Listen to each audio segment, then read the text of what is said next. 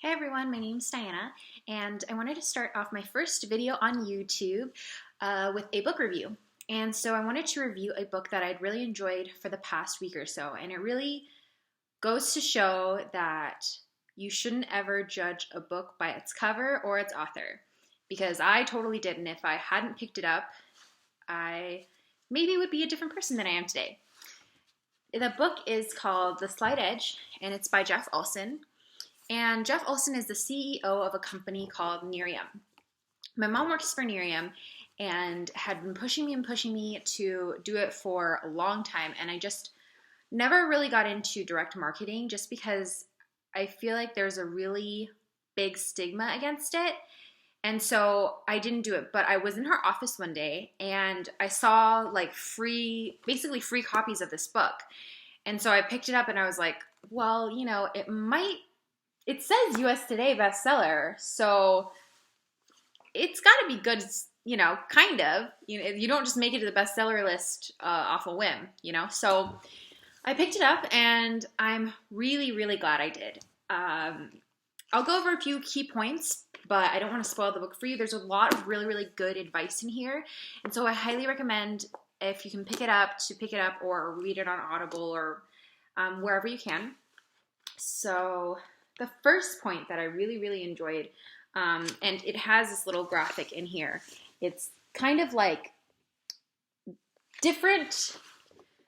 it goes over different decisions that you can decide to make each day versus different errors in judgment. And so a lot of the times when we tell stories, it's like, well, you're a huge success, and all of a sudden that person just became a success. But actually what it encourages is that people don't become successes overnight. And it's very, very hard to not see that, especially in this world with social media, that you see all these like successful people and you're like, okay, well, it's so hard for me to get there. And I think that little graph just made it a lot easier for me to kind of understand that the little choices that you make every day are the ones that make a really big difference. And even though it's such a simple idea, it really was helpful to have it broken down, because a lot of the times trying to be a success or trying to have a successful life can be very intimidating, and also you just kind of sit in the back seat and like get lazy, Another point that I wanted to kind of address, I have all these marked down, by the way, is that, here we go, and here's that same kind of chart with your future and your past, and this is kind of your life, and if you live in the future, you'll go up. But as indicated here, if you live in the past, you'll constantly go down, because there's no way. Time is going to keep going no matter what. And if you look toward the future, and this is also a very difficult concept to grasp as well sometimes, because sometimes you just get stuck in these pitfalls of whatever emotional struggles you go through. And so another really good point that he goes over is like, pretty much don't complain about what you allow. And this is a very difficult concept for me to grasp, especially when it comes to relationships. And I think that especially as women, if you're a man, this might be for you as well, but especially as a woman, for me, I think that it's difficult to do that when romance is involved. And that basic rule, though, just allows for so much of a higher level of self-respect for you, because if you allow someone to treat you like crap, you shouldn't complain that they're treating you like crap if you've allowed this kind of behavior so far.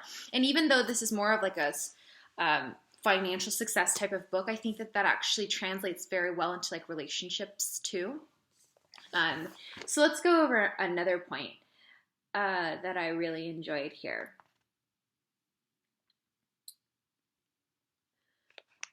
A lot of the times when we're living comfortably, and this is where it gets difficult, because being comfortable with where you are is so enticing. Like not learning anything, so enticing. Learning is hard. You have to use a big part of your brain to continue to learn. And so that becomes the difference. And investing in yourself, and he emphasizes continuous learning, investing in yourself is the best thing that you can do for yourself in your entire life, because only you are responsible for yourself. And it ends up being that no matter what, as long as you take responsibility of yourself and you allow people in your life that are positive and awesome, then you can't complain and you end up shaping your life the way you want it to be. I really, there's some really good stories in here. And I seriously have highlighted like so much in this book. And I'm like, wow, this is such great keys of knowledge, you know? Kind of my last point, he goes over, and these are just such good tips. Let's see. On average, these are like the key tips for success, and I won't go over all of them, but I'll go over some of them. Live an active life, have moderate alcohol intake, put strong emphasis on like family or community, and also stop eating before you're full, which is really hard. But those are just some of the habits that make up to be the slight edge, you know, help you really put yourself ahead of the rest. So if you aren't convinced yet, please go pick up this book. It was incredibly helpful for me as a woman in my 20s trying to figure everything out. So yeah,